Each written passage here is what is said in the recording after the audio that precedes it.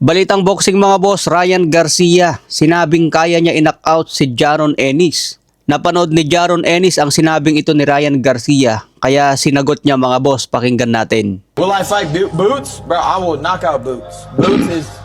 You couldn't even knock out Barrios. Bro, when the last time you even knocked somebody out? Like, make it make sense, bro.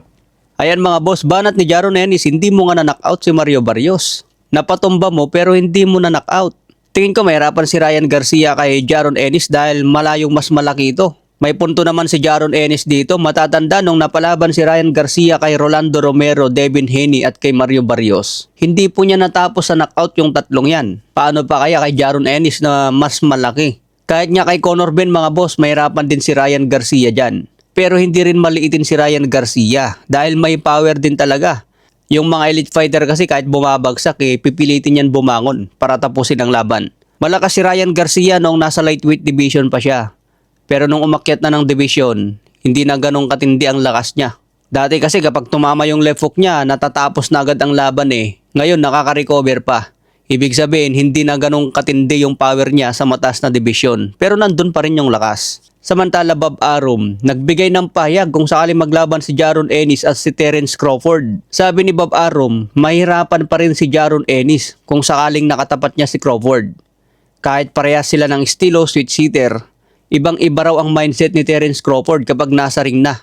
Nakadepende raw sa kalaban ni Crawford kung paano niya ito labanan. Kaya napakatalino raw ni Crawford mag-adjust sa ring at madiskarte. At ito raw ang magpapahirap kay Jaron Ennis. Samantala pambansang kamama ni Pacquiao, sinabi niya sa isang interview, kaya lang naman hindi niya nakalaban si Terence Crawford noon dahil hindi raw binibigay ni Bob Arum.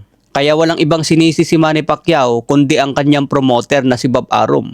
Samantala Beryl Ortiz, sinabi po niya na kaya niyang in-knock-out si Jaron Ennis. Sumagot naman si Jaron Ennis mga boss, pakinggan nyo. He gets hurt a lot. He flat-footed and he been dropped multiple times. When he get hit by me, it's gonna be different. I'm trying to tell y'all. Ayan mga boss, banat niya, maraming beses nang nasaktan si Beryl Ortiz. At 2 beses na rin bumagsak si Beryl Ortiz sa kanyang karera. Kaya kumpiyansa si Jaron Ennis na kung makatama siya ng solid kay Ortiz, sigurado masasaktan din. Malaki ang tsansa na may kasang laban ng dalawang ito malapit na. Lalo na hindi mo nalalaban si Sebastian Fundora kay Ennis. Sinabi ng kanyang promoter na sa 2027 pa ang kanilang unification fight. Sa ibang banda naman, Adrian Broner dahil kumita na po siya ng milyon-milyon sa pagiging influencer. Bumili na naman po siya ng mamahaling ngipin mga boss. Pinakita niya ito sa kanyang live kaya maraming fans ang nag-comment na mabilis lang maubos ang pera ni Broner. Kumikita kayo ng malaki pero lumalaki na naman ang kanyang gastos. Parang hindi raw po siya natuto sa mga nagdaang buhay niya. Kaya concern ng maraming fans, ingatan daw ni Broner ang kanyang kinikita ngayon. Pero may mga balita na naman na nakikipag-date ulit si Broner sa mga mamahaling chicks. So ginagastos na naman niya ang kanyang pera sa bembangan mga boss.